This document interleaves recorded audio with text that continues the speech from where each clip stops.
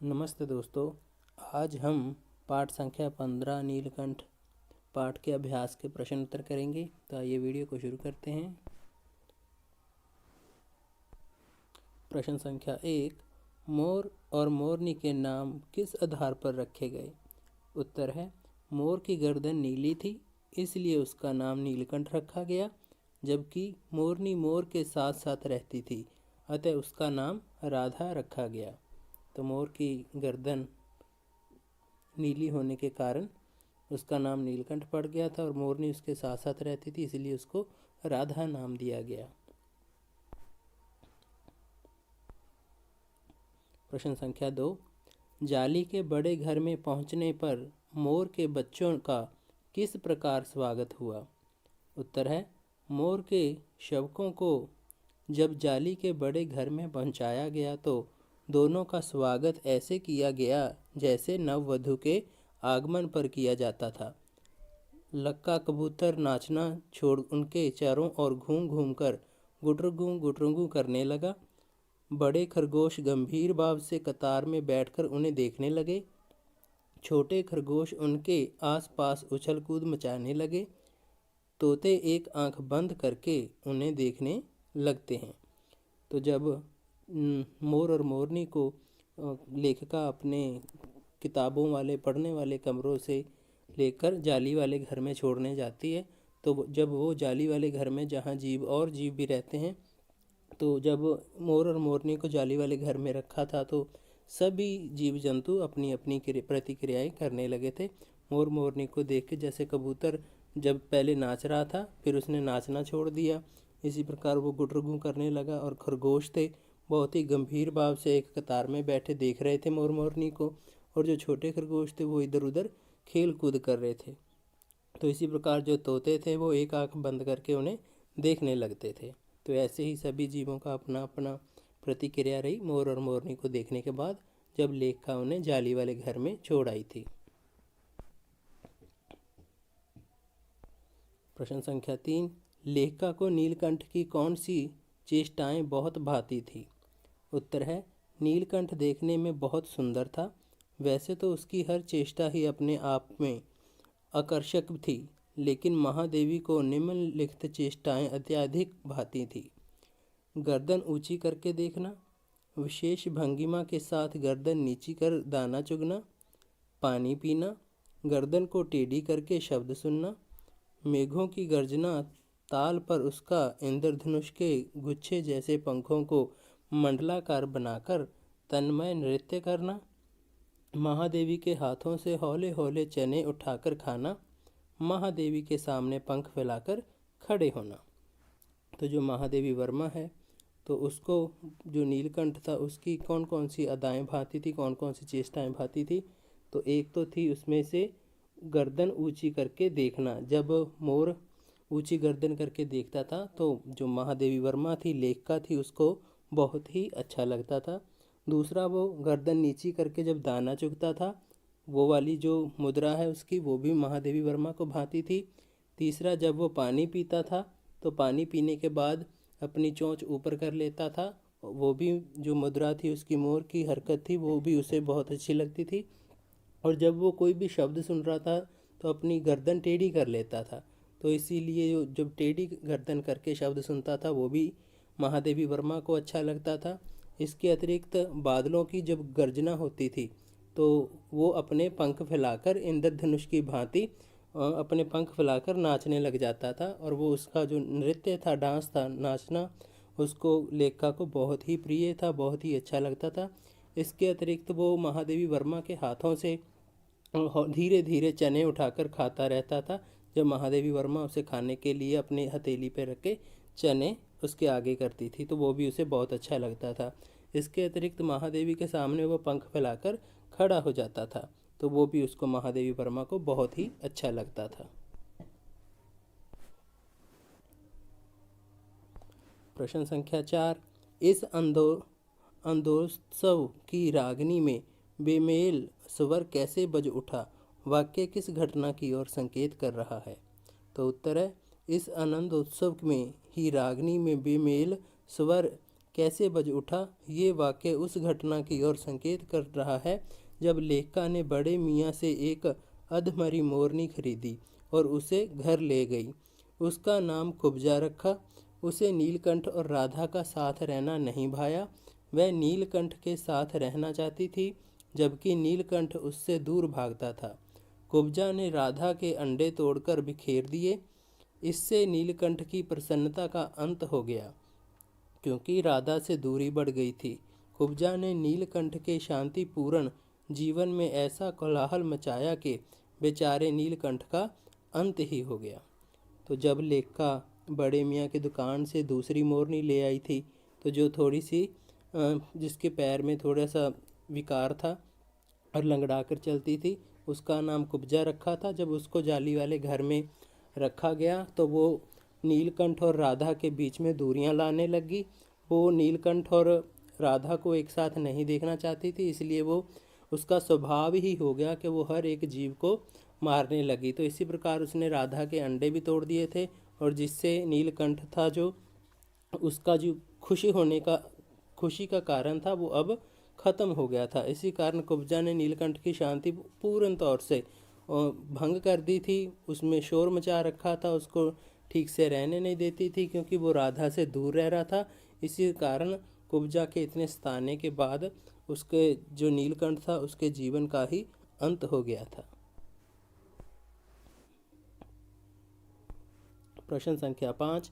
वसंत ऋतु में नीलकंठ के लिए जाली घर में बंद रहना असहनीय क्यों हो जाता था? तो उत्तर है, जब वसंत ऋतु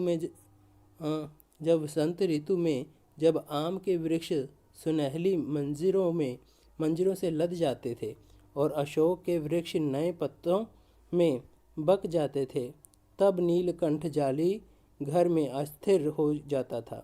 वह वसंत ऋतु में किसी घर में बंदी होकर नहीं रह सकता था।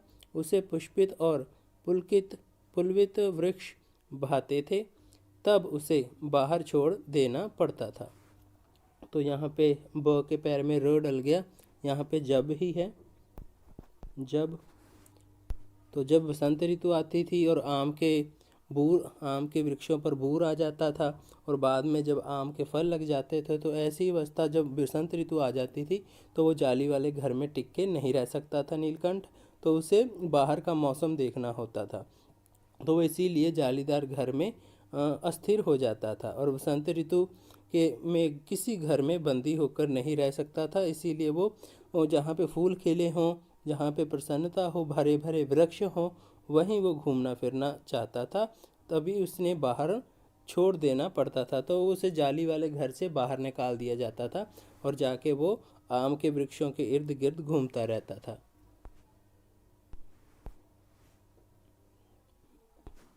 प्रश्न संख्या 6। जाली घर में रहने वाले सभी जीव एक दूसरे के मित्र बन गए थे, पर कुब्जा के साथ ऐसा संभव क्यों नहीं हो पाया? उत्तर है, जाली घर में रहने वाले सभी जीव जंतु एक दूसरे के मित्र बन गए, पर कुब्जा के साथ ऐसा संभव नहीं हो पाया, क्योंकि कुब्जा किसी से मित्रता करना नहीं चाहती थी। वह सबसे लड़ती रहती थी। उसे केवल नीलकंठ के साथ रहना पसंद था। वह और किसी को उसके पास नहीं जाने देती थी।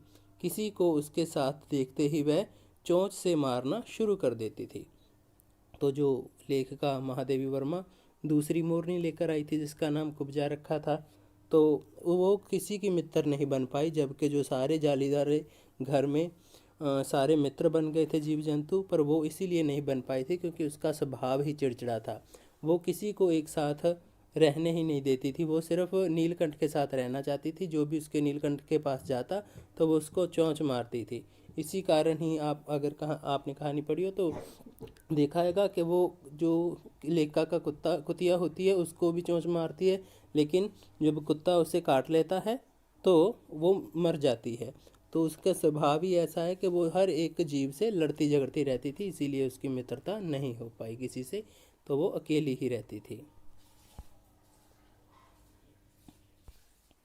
तो प्रश्न संख्या 7। नीलकंठ ने खरगोश के बच्चे को सांप से किस तरह बचाया? इस घटना के आधार पर नीलकंठ के स्वभाव की विशेषताओं का उल्लेख कीजिए। उत्तर है, एक बार एक सांप जाली घर के भीतर आ गया। सब जीव जंतु भागकर इधर उधर छिप गए। केवल एक शिशु खरगोश सांप की पकड़ में आ गया। सांप ने उसे निगलना चाहा और उसका आधा पिछला शरीर मुंह में दबा लिया। नन्हा खरगोश धीरे धीरे चीं चीं कर रहा था। सोए हुए नीलकंठ ने दर्द भरी व्यथा सुनी तो वह अपने पंख समेटता हुआ झूले से नीचे आ गया। अब उसने बहुत सतर्क होकर सांप के फन के पास पंजों से दबाया और फिर अपनी चोंच से इतने प्रहार उस पर किए कि वह अधमरा हो गया और फन की पकड़ ढीली होते ही खरगोश का बच्चा मुख से निकल आया। इस प्रकार नीलकंठ ने खरगोश के बच्चे को सांप से बचाया। इस घटना के आधार पर नीलकंठ के स्वभाव की निम्नलिखित विशेषताएं उभर कर आती हैं। सर्वकता जालीदार जो घर था उसका के ऊंचे झूले पर सोते हुए भी उसने खरगोश की कराहट सुनकर ये शक हो गया कि कोई प्राणी कष्ट में है और वह झट से झूले से नीचे उतरा। वीरता, नीलकंठ वीर प्राणी है। अकेले ही उसने सांप से खरगोश के बच्चे को बचाया और सांप के 2 खंड करके अपनी वीरता का परिचय दिया। कुशल संरक्षक, खरगोश को मृत्यु के मुंह से बचाकर उसने सिद्ध कर दिया कि वह कुशल संरक्षक है। उसके संरक्षण में किसी प्राणी को कोई भय न था। तो आपने कहानी में देखा है कि जब जालीदार घर में एक सांप घुस आता है तो सभी जीव जंतु भागने लग जाते हैं, लेकिन एक खरगोश का बच्चा होता है, छोटा सा बच्चा, तो उसे वो सांप पकड़ लेता है पीछे से और अपने मुंह में निगलना शुरू कर देता है। लेकिन जो खरगोश के बच्चे की आवाज़ होती है तो वो मोर सुन लेता है और झूले से नीचे आ जाता है और जो सांप का मुंह होता है, फन होता है, उसको अपने पैरों से पकड़ लेता है और उसके शरीर पर चोंच मारना नीलकंठ शुरू करता है और उसको इतना जख्मी कर देता है कि वो अधमरा हो जाता है। और इसी प्रकार जब उसका फन ढीला पड़ता है तो खरगोश का बच्चा बाहर निकल जाता है और भाग जाता है। तो इसी घटना से पता चलता है कि जो नीलकंठ है वो एक सतर्कता, उसके जो विशेषता एक सतर्कता है कि वो सचेत रहता है, चौकन्ना रहता है। जब जैसे कि उसने झूले से एकदम छलांग लगाई और जो सांप था उसको बहुत ही सोच विचार करके ऐसी जगह से पकड़ा ताकि खरगोश के जो बच्चे को उसके मुंह में है उसे कोई नुकसान ना हो। तो उसने बहुत ही सचेत सतर्कता के साथ झूले से उतरा, सांप को पकड़ा और खरगोश के बच्चे को बचाया। इसी के साथ वो उसका एक गुण आता है वीरता, कि वो बहुत ही वीर प्राणी है।